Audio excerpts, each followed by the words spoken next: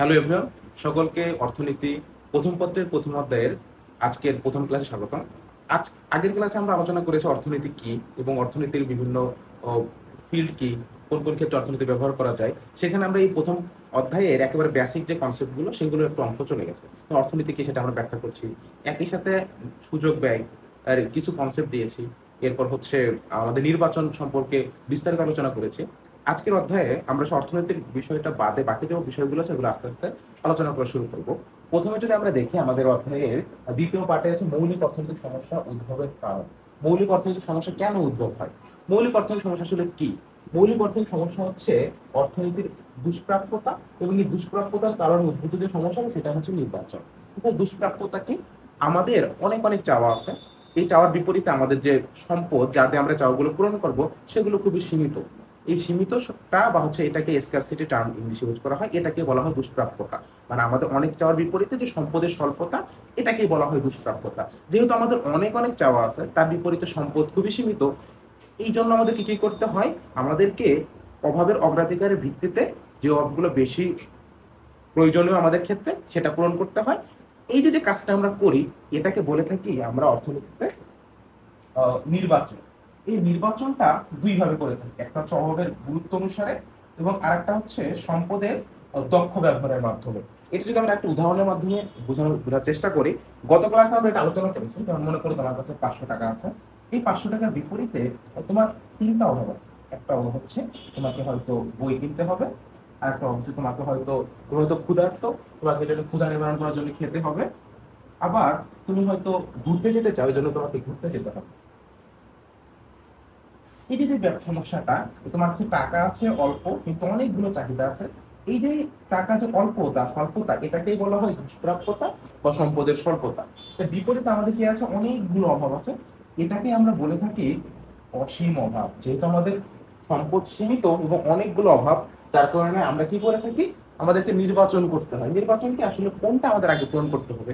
দেখুন দেখো, বই কেনা বা তুমি ক্ষুধার্ত ঘুরতে যাওয়া, তিনটার মধ্যে হয়তো তুমি চাও যে তোমার আসলে খেতে হবে, তুমি এটা নির্বাচন করলা, তাহলে কি প্রথমে তুমি এই যে অনেকগুলো অভাবের মধ্যে একটা নির্বাচন করলা বা একটাকে তুমি বেছে নিলা, এটাকে অর্থনীতি বলে নির্বাচন। এই নির্বাচনটা কি অভাবের গুরুত্ব অনুসারে নির্বাচন, কারণ যে অভাবটা তোমার কাছে বেশি গুরুত্বপূর্ণ সেই অভাবটা নির্বাচন করলা। পরবর্তীতে এটা আবার তুমি কিভাবে করতে পারো, যেমন তুমি এই খাওয়া কাজটা করবা, এই কাজটা তুমি হচ্ছে একটা 5 স্টার রেস্টুরেন্টে করতে পারো, আবার হচ্ছে 3 স্টারে করতে পারো, নর্মাল একটা রেস্টুরেন্টে করতে পারো। তুমি যে 5 স্টার রেস্টুরেন্টে যাও, তোমার 500 টাকা তুমি কিছুই হয়তো পাবে না। বা তুমি এই কাজটা কি করতে পারো, একটা স্বাভাবিক একটা রেস্টুরেন্টে যাও, হয়তো 200 টাকা তোমার দুপুরে লাঞ্চটা তুমি সেরে নিতে পারো। তাহলে কি করলা, তুমি তোমার সম্পদের দক্ষ ব্যবহার করলা। তোমার কাছে যেহেতু সীমিত সম্পদ আছে, এই সম্পদটার মাঝে তুমি হচ্ছে অল্প কিছু টাকা দিয়ে দক্ষ ব্যবহার করতে পারলা। এই যে নির্বাচন দুই ভাবে হয়। প্রাথমিকভাবে হচ্ছে অনেক অভাব থেকে তুমি একটা অভাব নির্বাচন করো, এবং সেই অভাবটা কিভাবে দক্ষতার সাথে পূরণ করা যায় সেটা করে থাকো। এই দুটো বিষয় হচ্ছে নির্বাচন। তো এই এর মাধ্যমে আমরা কি জানলাম আসলে যে দুষ্প্রাপ্যতা কি, এবং আমাদের অসীম অভাব কি, এবং হচ্ছে নির্বাচন কি। এবং আমাদের মৌলিক অর্থনৈতিক সমস্যা অধ্যাপক P.S. স্যামুয়েলসন এই বিষয়টাকে তিনটা প্রশ্নের উত্তরের মাধ্যমে ব্যাখ্যা করেছেন।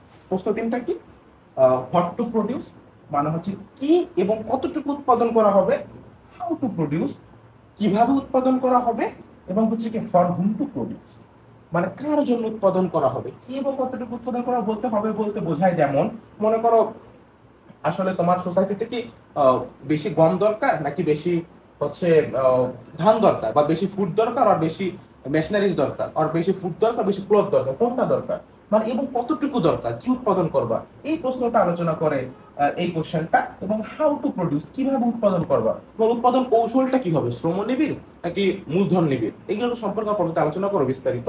এবং তুমি কি বেশি শ্রমিক ইউজ করবা নাকি বেশি মূলধন ইউজ করবা, এবং ফর হুম টু প্রডিউস কার জন্য উৎপাদন করবা। যেমন তোমার দেশে কি বেশি টেক ইঞ্জিনিয়ার আছে, তাদের জন্য বেশি প্রোডাক্ট দরকার, নাকি তোমার দেশের জেনারেল পিপলের জন্য বেশি ফুড দেওয়া দরকার, মানে তুমি আসলে কোন শ্রেণীর মানুষ বেশি কার জন্য উৎপাদন করবা। এই কোশ্চেনগুলোর উত্তর আলোচনার মাধ্যমে আপনি অধ্যাপক P.S. স্যামুয়েলসন অর্থনীতির এই সমস্যাগুলো বিশ্লেষণ করেছেন। এবং এই প্রশ্নগুলো যদি আমরা ব্যাখ্যা করতে চাই, আমাদেরকে দুইটা কাজ সম্পর্কে জানতে হবে। একটা হচ্ছে তোমার PPC curve, production possibility curve, অথবা হচ্ছে আর একটা হচ্ছে তোমার এটা হচ্ছে উৎপাদন সম্ভাবনা রেখা, আর একটা হচ্ছে আইসো কোয়ান্ট বা হচ্ছে আইএসও কোয়ান্ট বা হচ্ছে যে সম উৎপাদন রেখা। এই দুটা বিষয় দিয়ে, চিত্র দিয়ে আমরা এটা ব্যাখ্যা করব। এখন আসো আমরা আগে এই পিপিসি কার্ভ এবং আইএসও পয়েন্ট বা হচ্ছে সম উৎপাদন রেখাকে এই সম্পর্কে বিস্তারিত জানি।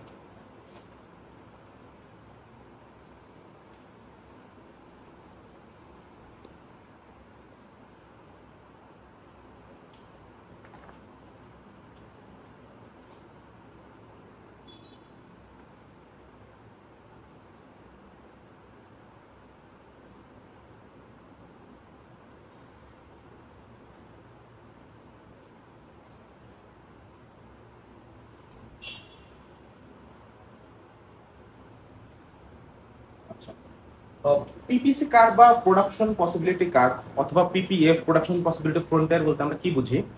মনে করো তোমার নির্দিষ্ট পরিমাণ সম্পদ আছে, সেই সম্পদটা আমরা ধরলাম তোমার হচ্ছে 5,000, মানে কত 5,000 টাকা দিয়ে দেওয়া হলো, বা 5,000 টাকা আছে এবং 1% জমি আছে। এই নির্দিষ্ট পরিমাণ সম্পদ তোমাকে দেওয়া আছে, এই নির্দিষ্ট পরিমাণ সম্পদ দিয়ে এবং হচ্ছে জমি এবং হচ্ছে তোমার ক্যাপিটাল এবং হচ্ছে যে কি তোমার যে মূলধন এবং হচ্ছে যে তোমার দুইটা যে ক্যাপিটাল আছে, এই ক্যাপিটাল ইউজ করে তুমি হয়তো ধান উৎপাদন করতে পারো পুরো জমিতে, আবার চাইলে পুরো জমিতে পাট উৎপাদন করতে পারো, আবার হচ্ছে কিছু অংশে ধান উৎপাদন করতে পারো, কিছু অংশে পাট উৎপাদন করতে পারো। কিন্তু এই 5,000 টাকা এবং এক বিঘা জমিতে অনেক বেশি ধান উৎপাদন করতে পারবে না। আবার চাইলে কিছু পরিমাণ জমি তুমি বাদ রেখে কম উৎপাদন করতেও পারো, আবার না উৎপাদন করতেও পারো। এই যে যে রেখাটা তোমার এই যে বিভিন্ন সংমিশ্রণ দেখাবে তুমি আসলে কোনটা কতটুকু কতটুকু করতে পারো, এটাই হচ্ছে উৎপাদন সম্ভাবনা রেখা। তা এটা যদি আমরা সংজ্ঞা বইয়ের মতো করে বলি তাহলে হচ্ছে এরকম যে নির্দিষ্ট পরিমাণ সম্পদ বা উপকরণ ব্যবহার করে দুটি দ্রব্য উৎপাদনের সম্ভাব্য সংমিশ্রণ যে রেখার বিভিন্ন বিন্দুতে উপস্থাপন করা হয় বা দেখানো হয় তাকে বলে আমরা উৎপাদন সম্ভাবনা রেখা। এই রেখাটা আঁকার জন্য হচ্ছে আমরা একটা ছক করতে পারি। যেমন আমাদের সম্পদ নির্দিষ্ট, এটা আমরা ধরে দিলাম, এটা ফিক্সড, সম্পদ বাড়বে না, 5,000 টাকা ধরি, আমাদের হচ্ছে যে সম্পদ দেওয়া আছে ফিক্সড 5,000 টাকা। এই জন্য 5,000 টাকা আমরা হয় ধান উৎপাদন করব বা হচ্ছে পাট উৎপাদন করব, এবং এই সংমিশ্রণ বিন্দু পাবো কিছু,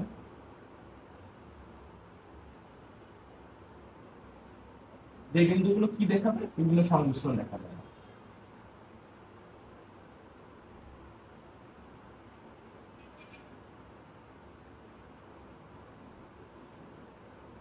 যেমন ধরো 5,000 টাকার হচ্ছে তুমি পুরোটাই পাট উৎপাদন করলা, তখন ধরলাম ধান উৎপাদন তুমি করলাই না, তখন হয়তো ধরলাম আমাদের 12 মণ পাট উৎপাদন হয়। এরপর তোমার সম্পদ তো নির্দিষ্ট, এই সম্পদের কোনো পরিবর্তন হবে না।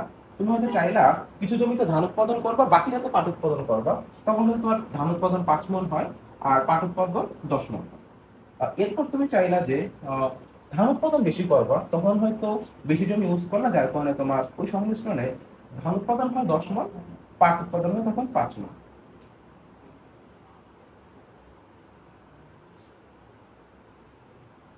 এরপরে তুমি চাইলা যে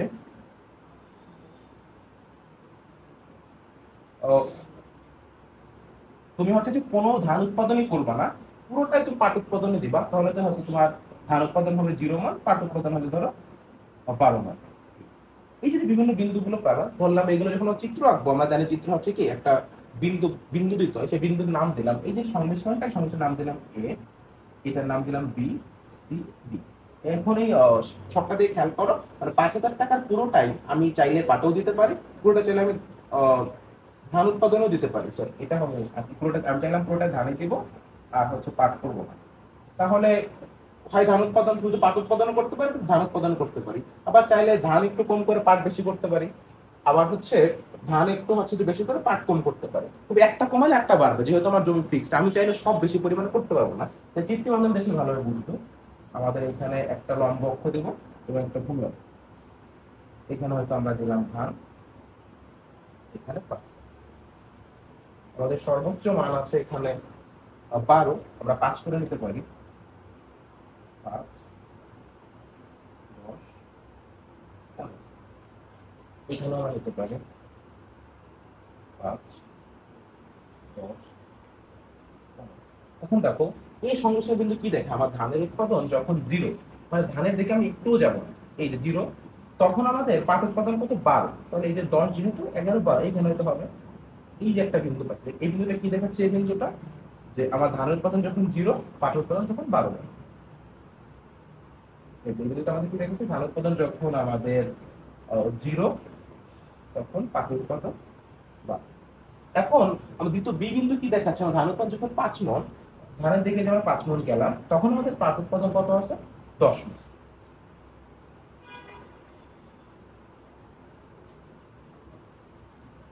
10 মণ। এটা হচ্ছে আমাদের কি বি বিন্দু, যেখানে আমাদের কি দেখাচ্ছে? ধান 5 এবং পাট 10। সি বিন্দু আমাদের কি দেখায়? ধানে যদি আমি 10 মণ করি উৎপাদন, তখন আমাদের কি করবে? পাট উৎপাদন যেহেতু ধান বেশি জমি নিচ্ছে, তাহলে পাট উৎপাদন কমে যাবে, কমে হবে কি 5 মণ।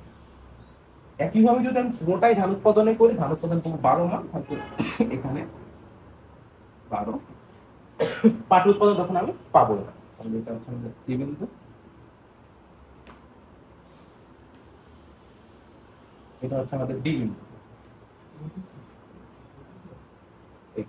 তাহলে আমরা যদি এবিসিডি বিন্দুগুলো যোগ করে দেই,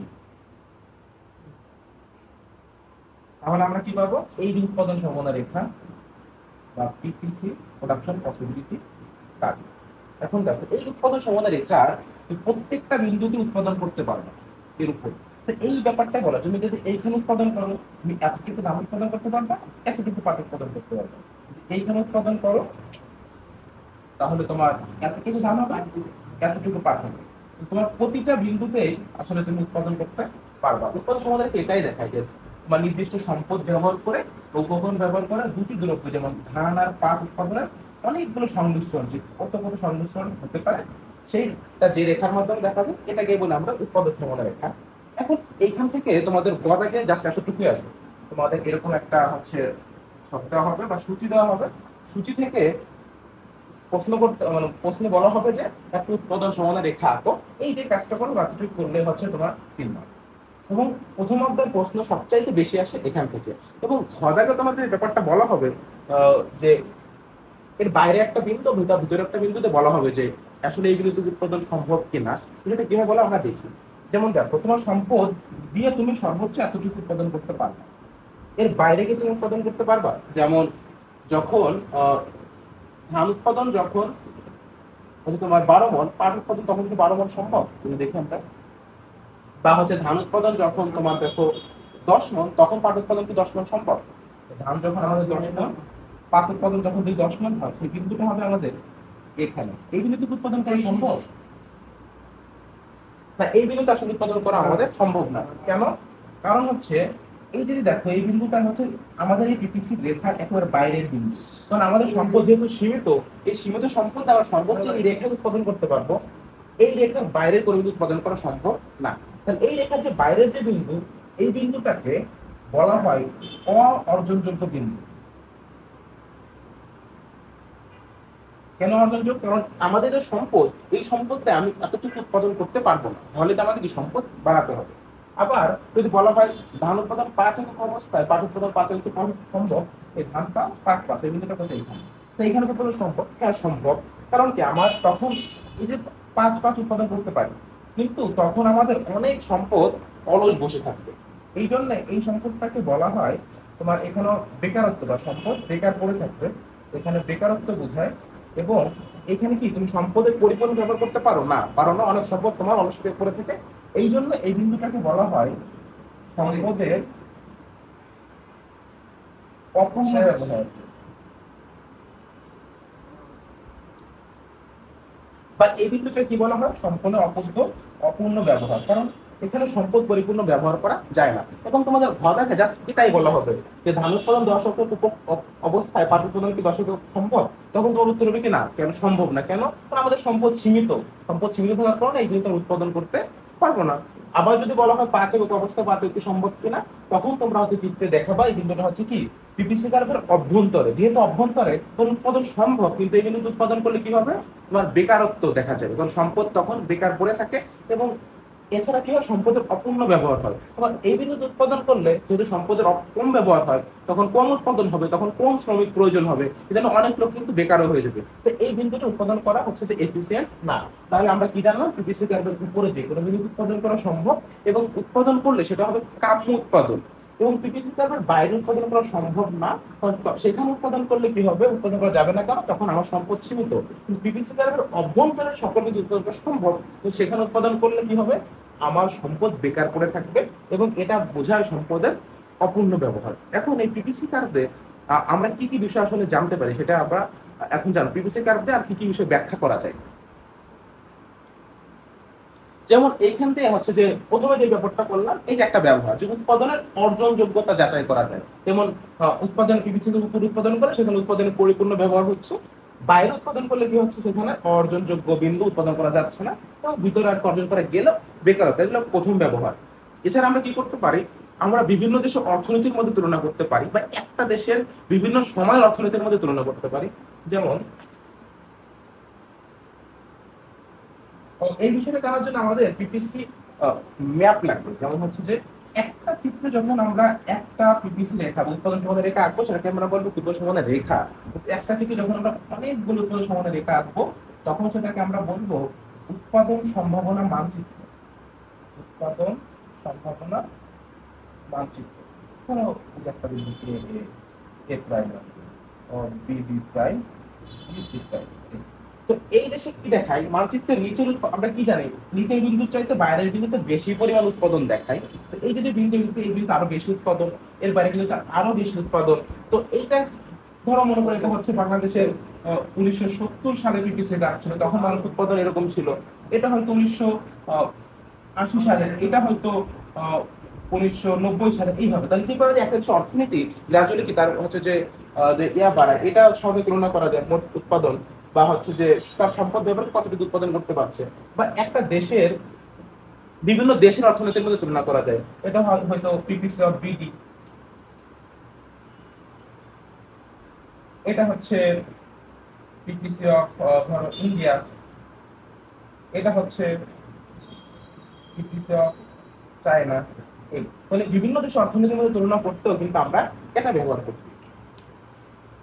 আবার আরেকটা কাজে ব্যবহার করতে পারি, সেটা হচ্ছে আমরা দক্ষতা যাচাই করতে ব্যবহার করতে পারি। যেমন একটা দেশ বা হচ্ছে যে একজন ব্যক্তি কোনটা উৎপাদন বেশি দক্ষ। যেমন আমরা যদি এরকম একটা পিপিসি আঁকি দিতাম, এখানে দিলাম আমরা ধান, এখানে দিলাম হচ্ছে পাট। তো নির্দিষ্ট পরিমাণ সম্পদ ব্যবহার করার পর একটা দেশের পিপিসি হয়তো এরকম, এখানে হয়তো গম,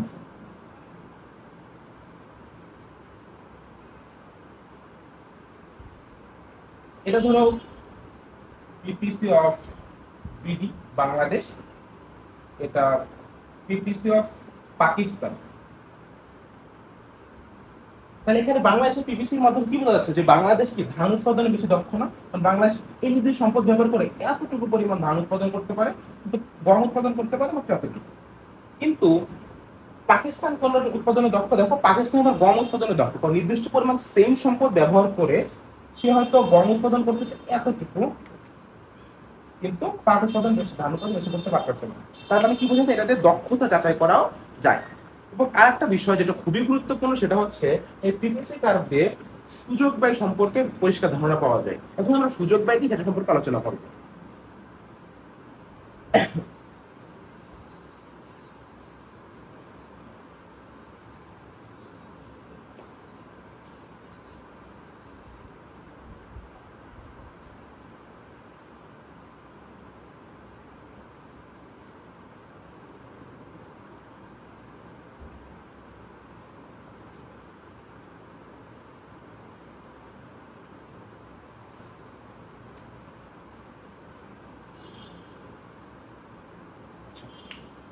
সুযোগ ব্যয় ধারণাটা বুঝতে হলে আমাদেরকে বুঝতে হবে, যেমন আমরা একই সাথে অনেক কিছু পেতে চাই, বাট একই সাথে অনেক কিছু পাওয়া সম্ভব না। কারণ আমরা যদি একটা কিছু নেই, তার বিপরীতে আমাদের অন্য একটা কিছু ছেড়ে দিতে হয়, এটা সময়ের স্বল্পতা এবং সম্পদের স্বল্পতার কারণে।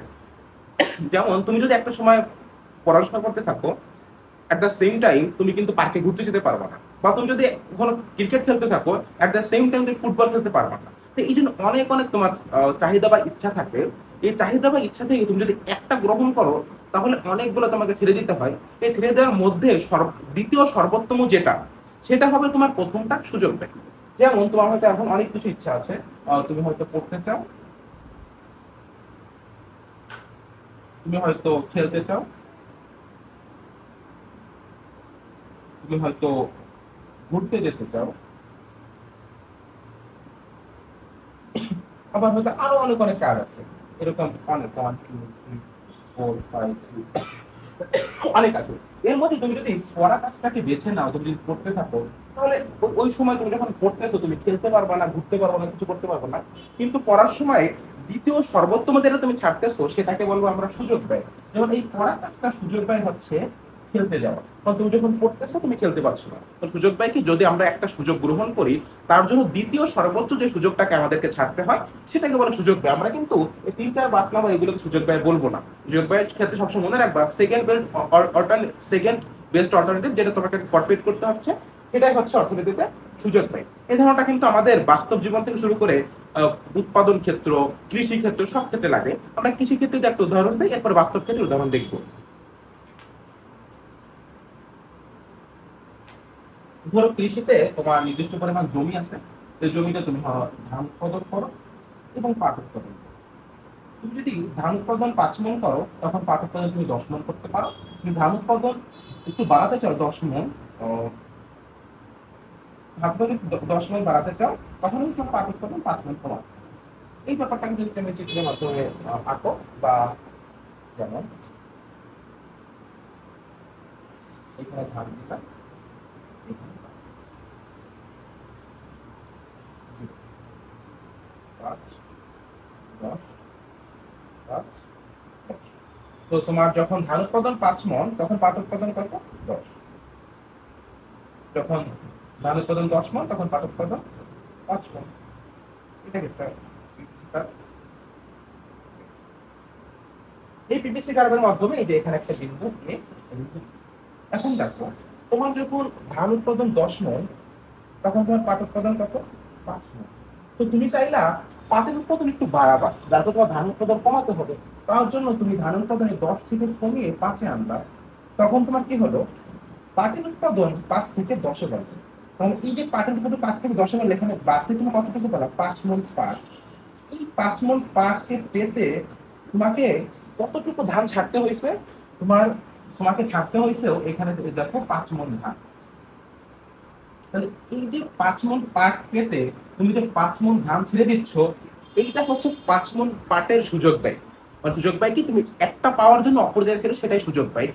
এই যে যে সুযোগ ব্যয় ধারণাটা, এটা যদি আমরা বাস্তব জীবনের প্রতি ক্ষেত্রে অ্যাপ্লাই করতে পারি তাহলে আমরা হচ্ছে যে জীবনের প্রতি ক্ষেত্রে শাইন করতে পারবো। যেমন তুমি যখন একটা কাজ করতেছো, এই কাজের অপরচুনিটি কষ্ট আসলে কত বেশি, যেটা করতেছো তার চেয়ে কি বেশি হচ্ছে নাকি কম হচ্ছে? যেমন তুমি এখন পড়া রেখে হয়তো ঘুরতে গেলা, তো তোমার এখন কি পড়াটা বেশি গুরুত্বপূর্ণ নাকি পড়ার কারণে তুমি যে ঘুরতে যাচ্ছ তুমি তো পড়তে পারছো না, তো ঘোরার সুযোগ বা এটাকে বেশি হয়ে গেল কিনা? তো প্রতি ক্ষেত্রে তুমি হচ্ছে যখন ডিসিশন নিবা, প্রতি ক্ষেত্রে যখন এই চিন্তাটা করবা, তুমি হয়তো বলে যেটা আড্ডা দিচ্ছ, আড্ডা সুযোগ বেড়ে তখন কি হলো, তুমি আড্ডা না দিয়ে তুমি হয়তো পড়তে পারতা, বা হয়তো বাসার কাজে সহযোগিতা করতে পারতা, প্রোডাক্টিভ কিছু করতে পারতা, তাহলে তোমার লাইফ হয়তো আরো তোমাকে অনেক উপরে নিয়ে যেত। তো তুমি যখনই এই মাধ্যমে সিদ্ধান্তগুলো নিবা, তুমি যে কাজগুলো করতেছো সুযোগ ব্যয়গুলো যদি বেশি থাকে তাহলে ওই সিদ্ধান্তটা নিবা না, বা তুমি যে কাজটা করতে তার সুযোগ ব্যয় যদি ওই তুলনায় কম থাকে তাহলে সে কাজটা নির্দ্বিধায় করবা। তো এর মাধ্যমে তুমি শুধু হচ্ছে যে ব্যক্তি জীবনে না, তুমি তোমার হচ্ছে ক্যারিয়ার লাইফে অনেক সফলতা অর্জন করতে পারবে।